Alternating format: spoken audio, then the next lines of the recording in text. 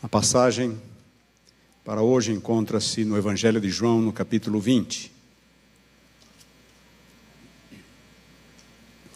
Evangelho de João, capítulo 20, versículos 1 a 10.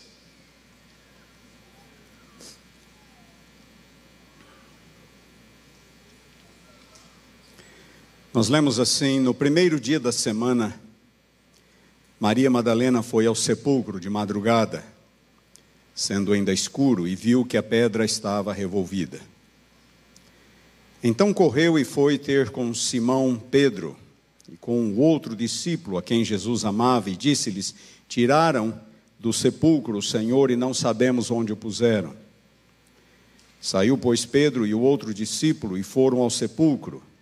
Ambos corriam juntos, mas o outro discípulo correu mais depressa do que Pedro e chegou primeiro ao sepulcro. E abaixando-se viu os lençóis de linho, todavia não entrou. Então Simão Pedro, seguindo-o, chegou e entrou no sepulcro. Ele também viu os lençóis e o lenço que estivera sobre a cabeça de Jesus, e que não estava com os lençóis, mas deixado no lugar à parte. Então entrou também o outro discípulo, que chegara primeiro ao sepulcro, e viu, e creu. Pois ainda não tinham compreendido a Escritura, que era necessário ressuscitar ele dentre os mortos. E voltaram os discípulos outra vez para casa. Vamos orar. Bom Pai, ao estudarmos Tua Palavra, que o Teu Santo e Bom Espírito nos impressione o coração com a verdade acerca da ressurreição. Em nome de Jesus, amém. Nenhum outro evento na história se equipara em importância à ressurreição de Cristo. A ressurreição foi o clímax de sua missão nesta terra. A ressurreição de Cristo é a pedra fundamental da fé cristã. O cristianismo se mantém ou cai com a ressurreição de Jesus. Não obstante, adventistas em geral não celebram a ressurreição. Nós celebramos o Natal, mas não a ressurreição. Celebramos a Semana Santa, desejamos Feliz Páscoa, mas a nossa semana termina no sábado. E mesmo assim o foco é mais na cruz do que no túmulo vazio. Para nós, nem parece que a ressurreição é parte da Semana Santa. Dizemos que Jesus descansou no túmulo no sábado, o que é verdade. Mas não vamos muito além disto. E a razão parece óbvia. Estamos tão preocupados em evitar a ideia da guarda do domingo, que quase perdemos de vista a ressurreição. Jogamos fora a criança com a água do banho. A maioria dos cristãos justifica a guarda do domingo, do primeiro dia da semana, com o argumento da ressurreição. E é assim que muitos tentam justificar a guarda do domingo. Foi o dia em que Jesus ressuscitou.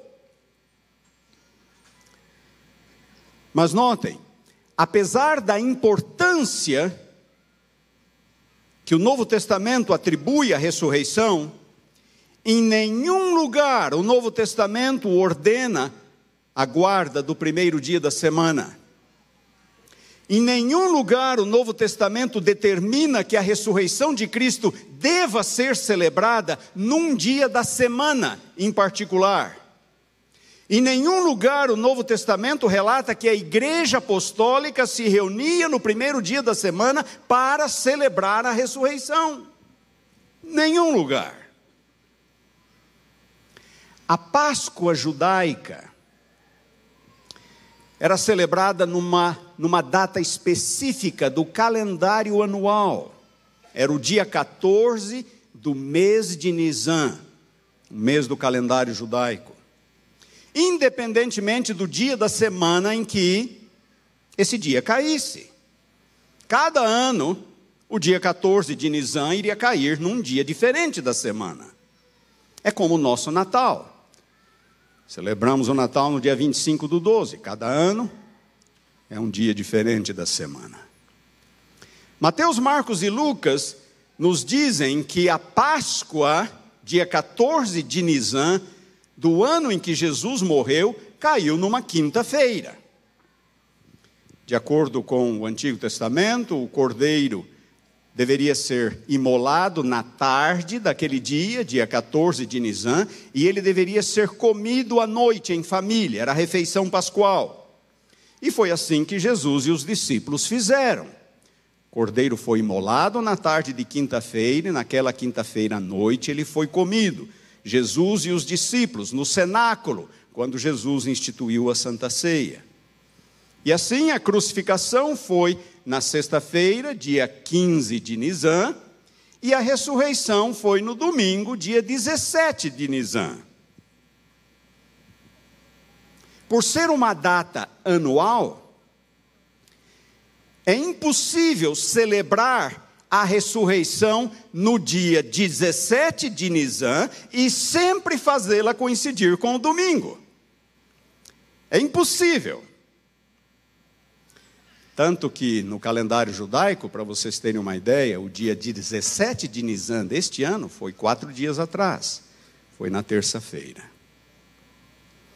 Quais eram as opções então? As opções eram celebrar a ressurreição uma vez por ano, na sua data correta, independentemente do dia da semana, ou celebrá-la arbitrariamente sempre no dia da semana em que Jesus ressuscitou, um domingo.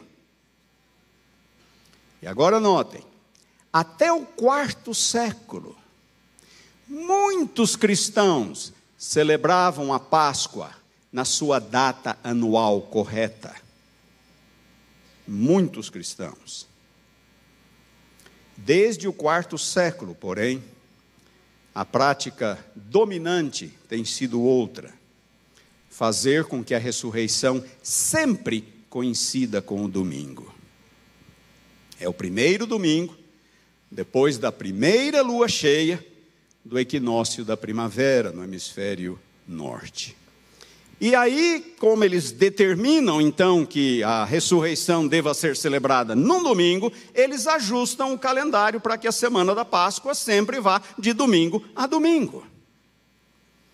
E assim, nós também celebramos a Páscoa de domingo a domingo. A decisão remonta ao quarto século. Foi tomada num concílio da igreja, concílio eclesiástico de Niceia, no ano 325 da nossa era. O concílio fora convocado pelo imperador Constantino, o mesmo que 4 anos antes, no ano 321, decretara a observância do domingo, do primeiro dia da semana, o dia do sol, como dia de guarda para a igreja. Eusébio de Cesareia foi um historiador cristão. Ele esteve presente no concílio de Niceia. E ele declara o seguinte, na sua obra História Eclesiástica, livro 5, parágrafo 23. Ele declara que foi decidido ali em Niceia que a ressurreição de Jesus não deveria ser celebrada em nenhum outro dia que não o primeiro dia da semana. O dia em que Jesus ressuscitou dentre os mortos. Apenas nesse dia, diz Eusébio, ficou decidido, no domingo, deveria o final da Semana Santa ser celebrado. E assim, é a prática que predomina até hoje. A ressurreição foi num domingo, sem dúvida, mas foi uma mera coincidência cronológica. E nós não fazemos teologia, nós não estabelecemos nossas doutrinas em cima de coincidências. Nós fazemos teologia em cima de um assim diz o Senhor.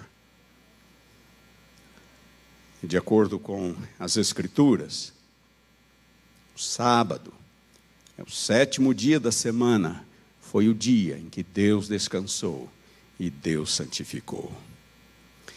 É um argumento circular, portanto, prestem atenção.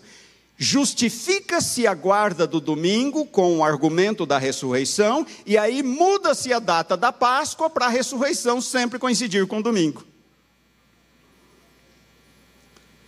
E talvez seja por isso que nós, adventistas, não celebramos a ressurreição. A igreja medieval também cercou a Páscoa de diversas outras tradições não bíblicas: quaresma, ovos decorados, jejuns, penitências, rezas. O chocolate é coisa bem recente, ele remonta ao século XIX, teria começado na Inglaterra esta prática. Nós celebramos a Páscoa na mesma semana que o mundo cristão em geral, de domingo a domingo. Dizemos que é por razões evangelísticas, o que estaria bem se o nosso público-alvo fosse apenas os não adventistas. A verdade, queridos, é que nenhuma dificuldade ou controvérsia em torno da data da Páscoa deveria ofuscar o significado da ressurreição. É a verdade mais fundamental da fé cristã. É a que melhor explica a existência do cristianismo. É a ressurreição que valida a morte de Jesus e todo o plano da redenção. A cruz é central, não há dúvida. É a vitória de Deus no grande conflito contra o mal, mas a morte de Jesus só é importante porque ele venceu a morte. A cruz só tem valor por causa do túmulo vazio. É a ressurreição que valida o significado e o poder da cruz. E por conseguinte, toda a pregação e toda a mensagem apostólica. Sem a ressurreição, o cristianismo não existiria. Sem a ressurreição de Jesus, o cristianismo não existiria. Sequer teria o direito de existir.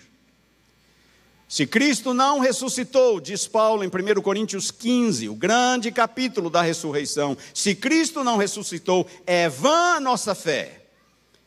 E ainda permanecemos em nossos pecados, diz ele. Nós vamos recapitular algumas verdades em torno da ressurreição nesta manhã. Se nós olharmos para o relato bíblico, o relato da ressurreição é precedido pelo relato da morte e do sepultamento de Jesus. Esses 3 episódios vão juntos: morte, sepultamento e ressurreição. Um impacta a forma como entendemos o outro.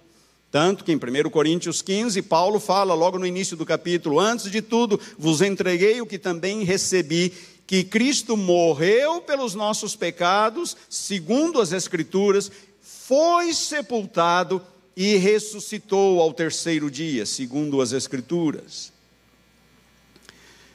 Jesus morreu por volta das 3h da tarde, daquela sexta-feira, de acordo com os evangelhos. E então, 2 membros do Sinédrio, que eram simpatizantes de Jesus, notem, 2 membros do Sinédrio, a Suprema Corte Judaica, José de Arimateia e Nicodemos, vão a Pilatos e pedem autorização para sepultarem o corpo de Jesus. Os romanos não costumavam sepultar as vítimas de crucificação. Elas eram deixadas na cruz, ou então jogadas numa vala comum, onde eram devoradas por abutres ou cães selvagens. Mas Pilatos consentiu. Os judeus eram muito zelosos com suas práticas de sepultamento por causa dos seus escrúpulos cerimoniais. Toda pessoa tinha que ser sepultada antes do pôr do sol, especialmente numa sexta-feira. Mesmo aqueles que haviam sido condenados à morte. A única restrição que os judeus impunham a alguém que havia sido condenado à morte é que um condenado à morte não podia ser sepultado num túmulo familiar. Mas o túmulo de José de Arimateia era novo, ninguém havia utilizado, não havia nenhum membro da sua família ali. Então não havia problema em sepultar Jesus ali. A ênfase dos evangelhos no sepultamento de Jesus visa a não deixar nenhuma dúvida quanto à ressurreição. Os procedimentos, os detalhes, as testemunhas, tudo reforça a credibilidade do relato. Jesus morreu e foi sepultado. Os discípulos não esperavam a ressurreição.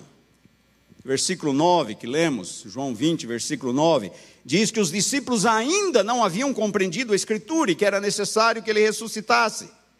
Para eles, portanto, tudo havia chegado ao fim. O sonho de um Messias, o sonho de um libertador, havia chegado ao fim, terminara na tumba fria de José de Arimateia.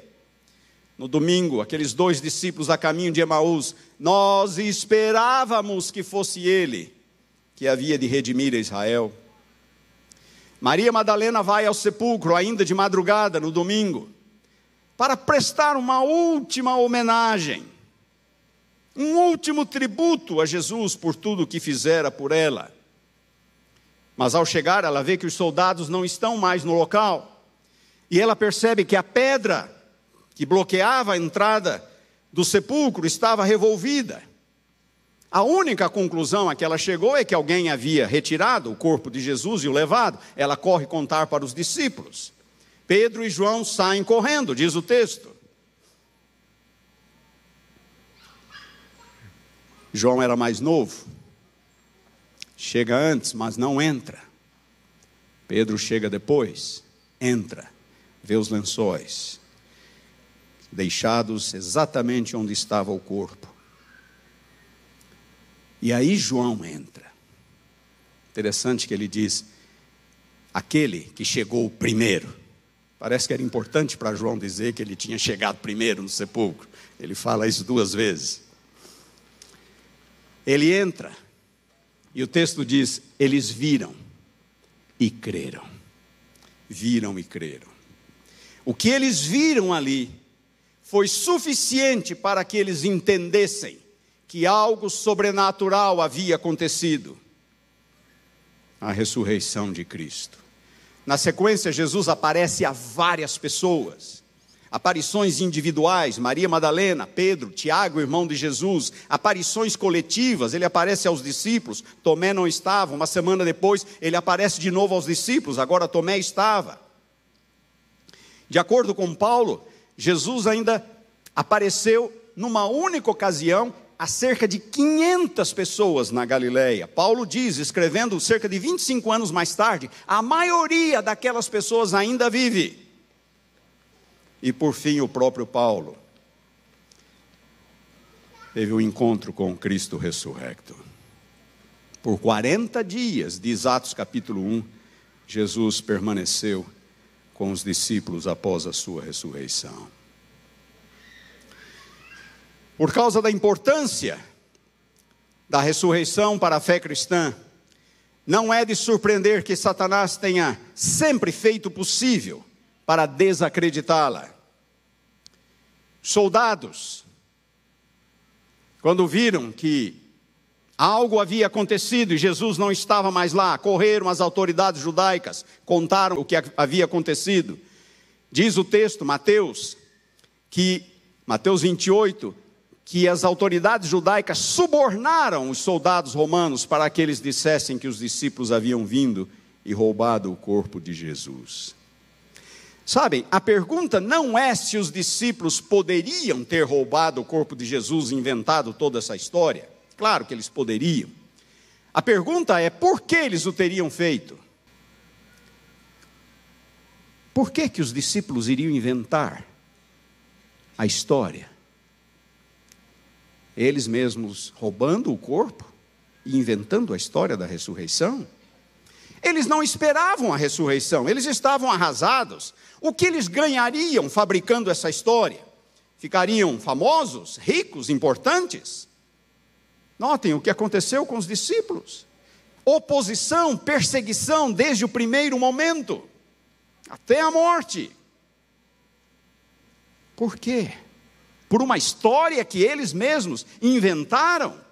Sabe, as pessoas morrem por suas convicções, mas não pelas mentiras que elas inventam. Também nós temos um problema ético aqui. Os discípulos que pregaram o mais elevado sistema ético que o mundo já conheceu, e proclamaram o Evangelho como uma verdade suprema, teriam propagado uma mentira, uma fraude, as coisas não se encaixam. Mas Satanás sempre foi muito ativo em negar a ressurreição.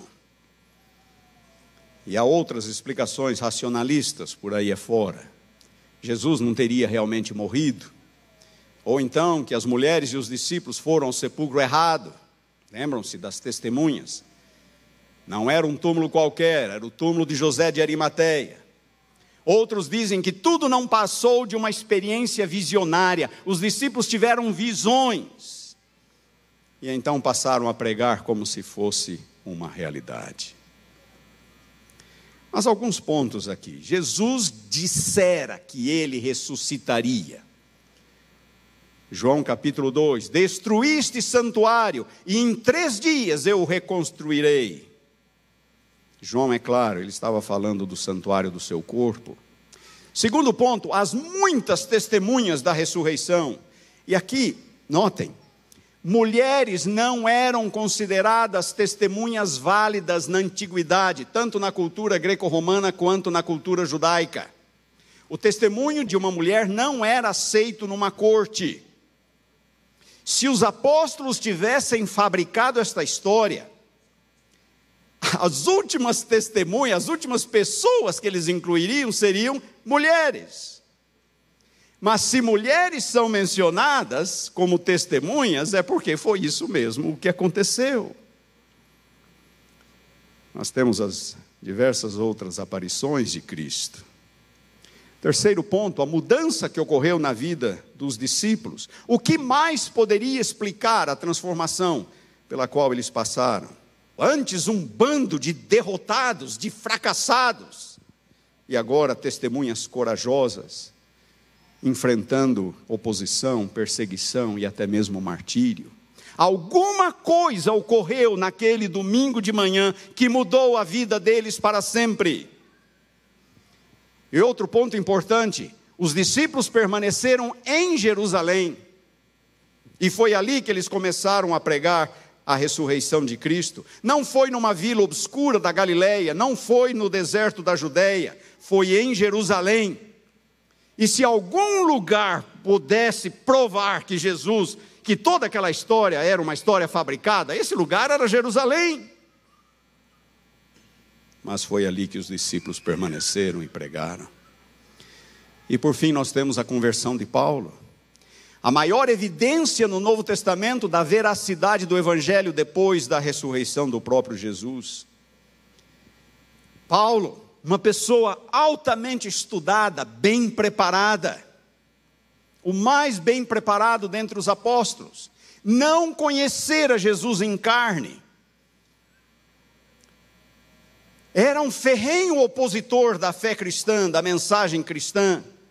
Para ele, a pregação apostólica era uma afronta à religião e aos valores judaicos, e ele estava determinado a acabar com esse movimento, com uma ferocidade, com uma violência terrível. Arrastava pessoas, prendia-nas e dava o seu voto para que fossem condenadas. Como explicar a transformação na vida de Paulo? Ele deixou prestígio e uma carreira promissora no judaísmo. Ele era membro do Sinédrio, a Suprema Corte Judaica, para se tornar o maior dos apóstolos, o maior missionário que o mundo cristão já conheceu. A transformação que ocorreu com Paulo não pode ser atribuída a nenhum outro fator, que não um encontro pessoal com Cristo na estrada de Damasco. Quando tinha as suas credenciais apostólicas questionadas, Paulo sempre respondia: vi o Senhor Jesus. Tenho as credenciais necessárias para ser um apóstolo. eu vi o Cristo ressurrecto. 1 Coríntios capítulo 9, versículo 1. Não sou apóstolo, não vi o Senhor Jesus. A verdade é que nada, absolutamente nada, pode explicar melhor o surgimento da igreja do que a ressurreição de Jesus. A transformação que ocorreu com os apóstolos. Paulo, o incansável missionário. De onde veio tanta coragem, tanta determinação, por onde quer que fosse, para pessoas simples, para pessoas sofisticadas, da aristocracia greco-romana. Paulo não se cansava de pregar e de anunciar a ressurreição. No mundo antigo, o evangelho esbarrava em dois grandes obstáculos. O primeiro obstáculo era a cruz, propriamente dita. Quem no mundo antigo creria no Messias crucificado? Quem no mundo antigo? Somente criminosos, escravos e os inimigos mais violentos do império é que eram crucificados. Por isso que Paulo fala que o evangelho, a mensagem da cruz, era escândalo para os judeus e loucura para os gregos. O segundo obstáculo que os apóstolos tinham que enfrentar era a ressurreição propriamente dita. Os gregos e romanos não acreditavam na ressurreição. Acreditavam em imortalidade da alma, não em ressurreição. O escritor grego Ésquilo declarou o seguinte: depois que a terra absorveu o sangue de um morto, não há ressurreição. Os gregos não acreditavam em ressurreição. Paulo, em sua segunda viagem missionária, quando ele chega a Atenas, ele estava pregando em praça pública, daí ele é levado por alguns filósofos para falar no Areópago, o Conselho Supremo de Atenas, a elite de Atenas, pessoas bem preparadas, filósofos. E quando Paulo está falando ali no Areópago, Atos capítulo 17, tudo vai muito bem até o momento que ele menciona a ressurreição de Jesus.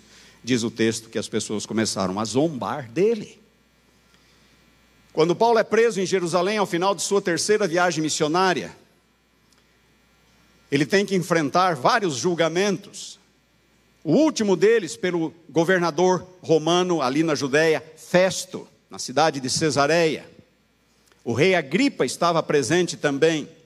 E ali está Paulo fazendo a sua autodefesa, Atos capítulo 26.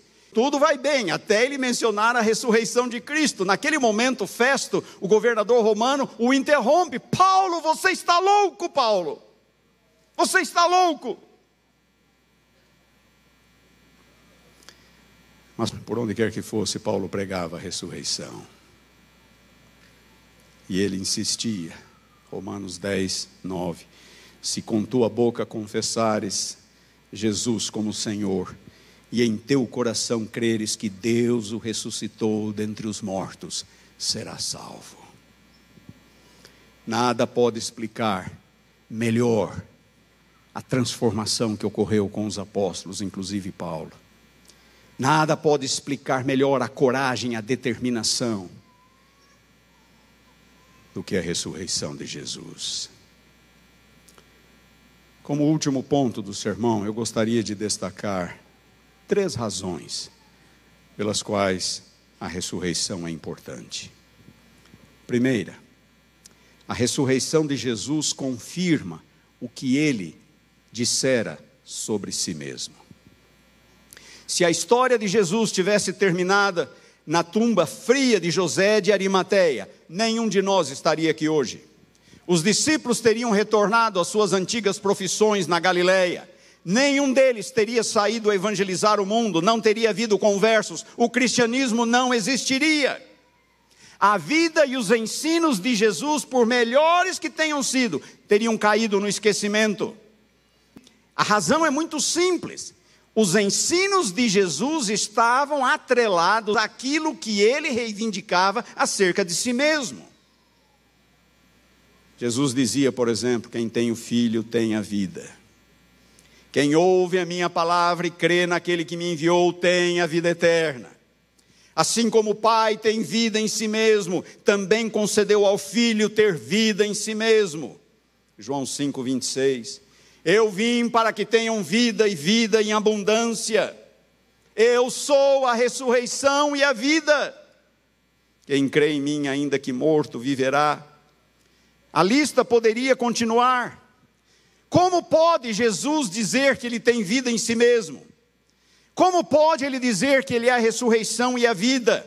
Que todo aquele que nele crê tem a vida eterna, se Ele mesmo não passou no teste da morte?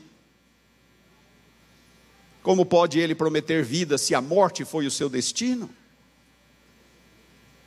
Estamos às voltas aí com o tal cristianismo progressista, essa praga que está invadindo as igrejas evangélicas, inclusive igrejas adventistas. Para esse grupo, o que conta são os ensinos morais de Jesus, como o Sermão da Montanha. Eles desmerecem a historicidade do seu nascimento virginal, da encarnação, da sua morte substitutiva na cruz e da sua ressurreição. Eles se apegam apenas aos ensinos em que Jesus nos ensinou a aceitar a todos indistintamente, a lutar pelos excluídos e pelos oprimidos, como se isso fosse a essência do Evangelho. Como se Jesus não passasse de um grande mestre moral, como outros que já existiram na história. C.S. Lewis escreveu o seguinte, quase 100 anos atrás, notem: se alguém que fosse meramente um homem e dissesse as coisas que Jesus disse, não poderia ser descrito como um grande mestre moral. Não poderia. Se ele fosse meramente um homem e dissesse aquilo que Jesus disse acerca de si mesmo, não seria um grande mestre moral. C.S. Lewis continua: ou ele era quem ele diz que era, ou então ele não passava de um lunático, ou coisa pior. Depois de tudo que Jesus dissera acerca de si mesmo, se a vida dele tivesse terminado na cruz, ninguém teria se preocupado em preservar o registro de seus ensinos ou de suas ações. Tudo teria caído no mais completo esquecimento. Lembram-se daquele desafio do ladrão na cruz? Não és o Cristo? Salva-te a ti mesmo e a nós também. Se Jesus não tivesse ressuscitado, este desafio seria, na verdade, o triste resumo da vida de Jesus. No seu epitáfio, no epitáfio do seu túmulo, nós leríamos exatamente isto. Não era o Cristo. Não se salvou a si mesmo, nem a outros. Tim Keller, renomado pastor e autor evangélico norte-americano, declarou o seguinte, prestem atenção: se Jesus ressurgiu dentre os mortos, então você tem que aceitar tudo o que ele disse. Se ele não ressurgiu dentre os mortos, então por que se preocupar com qualquer coisa que ele tenha dito? A questão da qual tudo o mais depende, continua Tim Keller, não é se você gosta ou não dos ensinos de Jesus, mas se ele ressurgiu dentre os mortos. A ressurreição confirma o que Jesus disse acerca de si mesmo. Ponto número 2, a ressurreição confirma a eficácia da morte de Jesus na cruz, a eficácia de sua morte na cruz. A Bíblia diz que Jesus veio para buscar e salvar o perdido. João Batista o apresentou como o Cordeiro de Deus que tira o pecado do mundo. Jesus mesmo declarou: o Filho do Homem não veio para ser servido, mas para servir e dar a sua vida em resgate por muitos. Paulo, talvez seja o escritor no Novo Testamento que mais enfatiza que Jesus morreu por nós. Ele se entregou a si mesmo por nós como oferta e sacrifício a Deus. Tudo isso é uma pequena amostra do que as Escrituras declaram. Ele morreu por nós, ele morreu a morte que era nossa, para que fôssemos reconciliados com Deus. E agora eu pergunto, que garantia temos de que isso é verdade?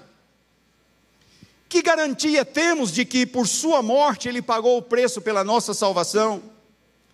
Que garantia temos de que Por sua morte a justiça de Deus foi satisfeita e nós podemos ser salvos pela fé nele. Que garantia temos de que isso é verdade? Qual é a resposta? A ressurreição. A ressurreição. O Novo Testamento afirma dezenas de vezes que Deus ressuscitou a Jesus. Dezenas de vezes. Ressurreição de Jesus foi um ato do Pai. Foi a confirmação do Pai da eficácia do seu sacrifício expiatório na cruz, do sacrifício de Jesus. Ele mesmo não tinha pecados pelos quais morrer. A morte não o podia deter. E aqui eu quero ler com vocês uma passagem que eu acho impressionante, Atos capítulo 2. Pedro, pregando em Jerusalém, no dia de Pentecostes, apenas 50 dias depois da ressurreição de Jesus. Atos capítulo 2, versículos 22 a 24, Pedro diz assim: varões israelitas, atendei a estas palavras. Jesus o Nazareno, varão aprovado por Deus, diante de vós com muitos milagres, prodígios e sinais, os quais o próprio Deus realizou por intermédio dele entre vós, como vós mesmos sabeis, sendo este entregue pelo determinado desígnio de Deus desígnio e presciência de Deus, vós o matastes, crucificando-o por mãos de iníquos. Agora notem o versículo 24, ao qual, porém, Deus ressuscitou, rompendo os grilhões da morte, porquanto não era possível fosse ele retido por ela, pela morte. E no versículo 32, Pedro vai dizer: a este Jesus, Deus ressuscitou, do que todos nós somos testemunhas. Quero chamar a atenção de vocês aqui para esta frase no versículo 24, rompendo os grilhões da morte. A palavra aqui traduzida por grilhões, na verdade, era uma palavra que nos dias de Paulo era usada para as dores do trabalho de parto. As dores do trabalho de parto. É como se a morte, quando Jesus estava ali na sepultura, é como se a morte estivesse em trabalho de parto, mas estivesse se negando a liberar o filho, a liberar a criança. Ela lutava para reter a criança. Não é da natureza da morte liberar os seus filhos, na verdade, os seus prisioneiros. O salário do pecado é a morte. Morte é permanente. Morte é irreversível. A morte não libera seus prisioneiros. Mas Deus interveio, diz o texto. Deus interveio. Ele pôs fim àquele esforço da morte para reter a criança e permitiu com que Cristo ressuscitasse. A morte não o podia deter. E quando ele saiu da tumba, Jesus deixou a morte para trás, para sempre, para si mesmo e para todos aqueles que nele creem. A ressurreição de Jesus confirma que o seu sacrifício for aceito pelo Pai. É por isso que Paulo diz: se Cristo não ressuscitou, é vã a nossa fé e ainda permanecemos em nossos pecados. A ressurreição de Jesus é a certeza do perdão e da salvação por meio dele. E o terceiro e último ponto, a ressurreição de Jesus confirma a legitimidade da esperança cristã. Vamos comigo para João capítulo 11. João capítulo 11, o maior milagre de Cristo, a ressurreição de Lázaro. João capítulo 11, quero ler com vocês os versículos 21 e depois 23 a 26. João 11, 21, disse pois Marta a Jesus: Senhor, se estiveras aqui, não teria morrido meu irmão. 23 em diante, declarou-lhe Jesus: teu irmão há de ressurgir. Eu sei, replicou Marta, que ele há de ressurgir na ressurreição do último dia.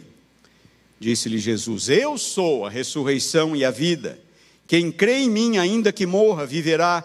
E todo o que vive e crê em mim, não morrerá eternamente. Crês isto? Marta, como todo bom judeu, aguardava a ressurreição que haveria de ocorrer no final de todas as coisas, quando esta era chegasse ao fim e Deus desse início à era vindoura, no dia do Senhor. Eu sei que o meu irmão há de ressurgir na ressurreição do último dia, disse ela. Mas eis que Jesus introduz um elemento novo, um elemento original. Não, Marta, eu sou a ressurreição e a vida. Quem crê em mim, ainda que morra, viverá. E todo aquele que crê em mim, não morrerá eternamente. Queridos, o que Jesus estava dizendo é que nele o futuro já se fazia presente. A vida futura já estava disponível naquele momento. A ressurreição ainda seria uma realidade, a ressurreição futura. Mas a vida eterna já está assegurada a partir de agora, já está garantida a partir de agora. É como se a vida eterna começasse agora. Claro que há uma diferença qualitativa entre esta vida e a vida eterna, mas é como se a vida eterna já estivesse disponível. Em outras declarações no mesmo Evangelho de João, Jesus diz: quem ouve a minha palavra e crê naquele que me enviou, tem a vida eterna, presente. Em verdade vos digo que vem a hora, e já chegou, disse ele, em que os mortos ouvirão a voz do Filho de Deus, e os que a ouvirem viverão. Vem a hora, e já chegou. E a ressurreição de Lázaro foi um poderoso exemplo, uma poderosa ilustração dessa verdade. Ao enviar Jesus ao mundo, Deus estava rompendo o domínio das trevas, o domínio do pecado e da morte, e assegurando a vida eterna para todos os que nele crescem. A ressurreição de Lázaro não foi para aliviar o sofrimento de Maria e Marta, mas foi para demonstrar que ele, Jesus, é a ressurreição e a vida, e que todo aquele que nele crê tem a vida eterna. Em outras palavras, em Cristo o futuro já começou, a vida futura já está assegurada. Sua ressurreição é uma garantia de que a esperança cristã será uma realidade. Mesmo que esta vida, a vida que nós temos hoje, venha a ser interrompida, esta vida biológica, a ressurreição já está assegurada em Cristo. Quem crê em mim, disse ele, ainda que morra, viverá. E todo aquele que vive e crê em mim, não morrerá eternamente. Para nós, para o crente, pode acontecer que a morte chegue antes, como já chegou para muitos fiéis, como já chegou para alguns queridos nossos. Neste mundo pode ser que a morte chegue antes, mas quando Jesus chegar, como no caso de Lázaro, a vida vai voltar. Os que morreram em Cristo vão ressuscitar para nunca mais morrerem. Foi a ressurreição do próprio Jesus que chancelou, que carimbou esta promessa. Com sua morte na cruz, Jesus derrotou o pecado. E com sua ressurreição, ele derrotou a morte para todo sempre. Este inimigo cruel, implacável, que está entre nós desde o pecado de Adão e Eva, é um inimigo vencido. E chegará o dia, em breve chegará o dia, em que a morte vai ser banida para sempre deste universo. É o último inimigo, diz Paulo. Os fiéis de todos os tempos e lugares vão retornar à vida. Nossos queridos que dormiram no Senhor vão retornar à vida. E não vai ser outro, senão o próprio Jesus, que vai descer. Ele, a ressurreição e a vida. Quando ele descer dos céus, for dada sua palavra de ordem, ouvida a voz do arcanjo, ressoada a trombeta de Deus, diz Paulo, os mortos em Cristo ressuscitarão. Que preciosa promessa nós temos. E os vivos que estiverem serão transformados, como que num piscar de olhos. Todos seremos arrebatados, a fim de estarmos para sempre com o Senhor. A tumba vazia é a garantia dessa promessa. A igreja grega ortodoxa tem uma tradição milenar.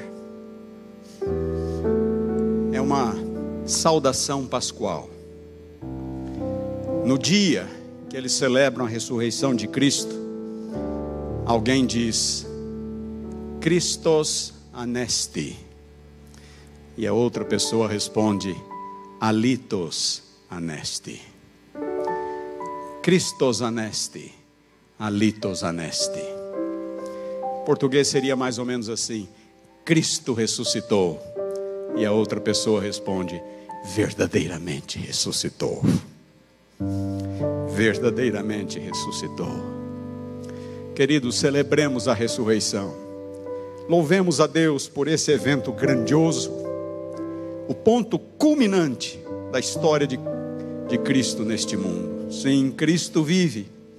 E porque Ele vive, o futuro já nos pertence.